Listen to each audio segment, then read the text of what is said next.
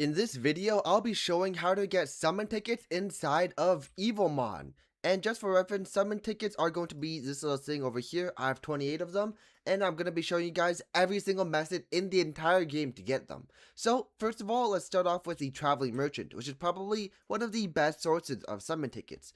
The Traveling Merchant will spawn at these campfire sites around the entire map, and it will refresh once daily, so do keep your eyes peeled. And normally it will appear in chat. It'll say like the Traveling Merchant has gone to, I don't know, Shiver or Snows or something, or it'll also display over here in the main section, like the top header, and that'll tell you where exactly the Traveling Merchant is.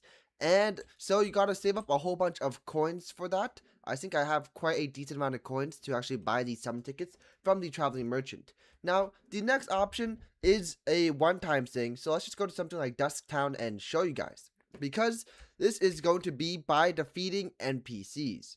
There will be many NPCs around the entire map, and if you defeat them for the first time, for example, I haven't defeated Amelia yet, I can get myself a single summon ticket with a 100% guarantee. But after you have defeated an NPC again, then you cannot get a summon ticket from the exact same NPC. For example, let's check out some NPCs here that I have already defeated. There is Liam up there. Just gotta run to Liam. And I've already defeated him, obviously, because he's a really easy NPC, and look, he only drops coins now, which is good for the Traveling Merchant, as you do need coins to buy these summon tickets from the Traveling Merchant, so it's not an entire waste, but NPCs, they only give you a one-time source. So here's a source of, like, constant, or not really kind of constant, but it's going to be the battle pass / level rewards. So technically you can get it from daily pack, but we'll talk about that later. You can buy it from the shop. In the battle pass here, I'm pretty sure you can get some summon tickets. If it's not the battle pass, it's the level pass. Okay, never mind. It's probably the level pass. My fault. In the level pass, which is the right side over there, look, you can get yourself a couple of summon tickets. And every time you get yourself a summon ticket, you can get yourself 2 more summon tickets, which triples the amount you get if you do have the premium side unlocked. So definitely, maybe if you want, you can buy yourself the premium. I'd recommend it if you are spending Robux. You can get yourself triple the amount of summon tickets. But even then, this is still a really great source of consistent summon tickets for you to obtain. Now, next up, it is going to be the shop, as I have discussed. Not in this shop, but it is in the daily pack shop. And if you go to the weekly pack version, then you can see here the weekly dungeon pack will provide you a couple of summon tickets over there. So that also is really good. But I do have a question for y'all, because why do you even want to use summon tickets? Well, the thing is that you can get most of these things from the summon tickets already without even using summon tickets. So if you guys didn't know, for example, the element stones of every single type, if I wanted, I don't know, let's say like a fire element stone, right? I could summon Blazemane and defeat him and get a fire element stone, which would be pretty simple. Or I could head over to Lava Crag and go all the way to the boss at the very, very end. If I just run all the way there, because this is a fire region, I'll get the fire element stone. And it applies to every single region you're in. For example, if you're in Petal Pond, which is a water region, then you'll get a water element stone. So you can get every single element stone type you want because of that, or at least most of them because of that. And for example, here's the Empathy King, which will drop you the fire element stone. But a couple of these element stones are really, really difficult to get. For example, stuff like the dragon element stone, which isn't even in the world 1 summon area. You need to go to, I'm pretty sure, summon area number 3 in order to obtain it, and that is going to cost you 3 times the amount of summoning stones.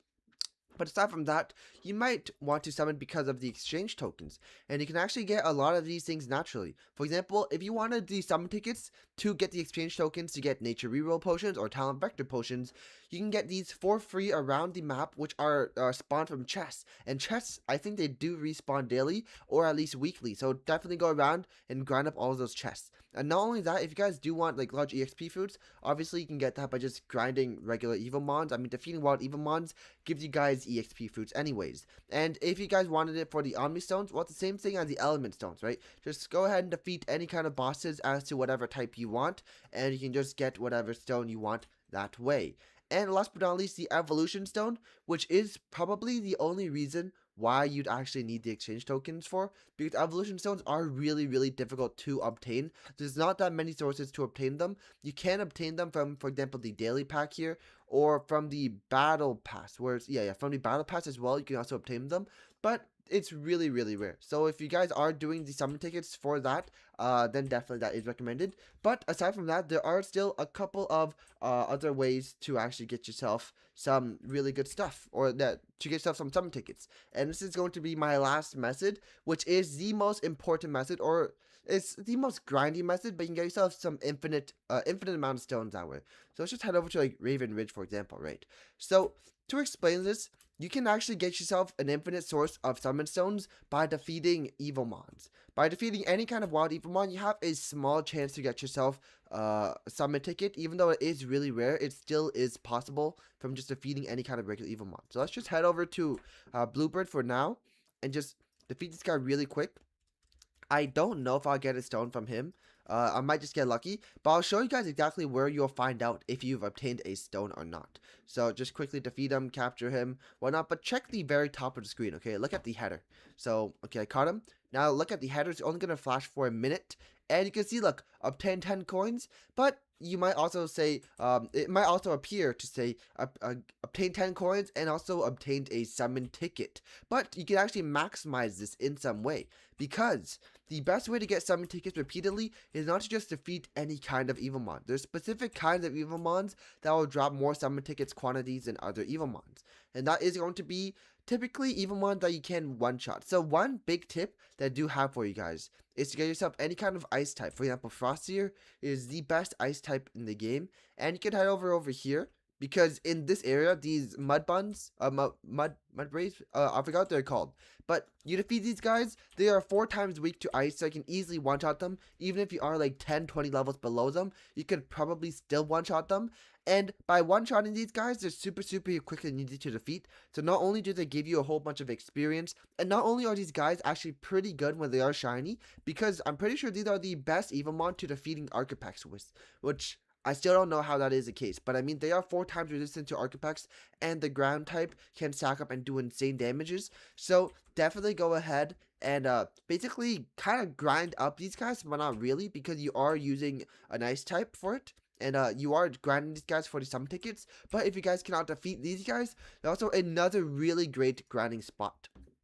So we'll head over to Lava Crag, and in Lava Crag, we will need to equip any water type. You could use this with a water starter that you have, for example. You could do this with even not necessarily a water type, preferably water type, but it could also be something like a flying type, or even like a, actually, that is pretty much only water type. But reason being is, let me show you exactly why. So I will equip my Clampip.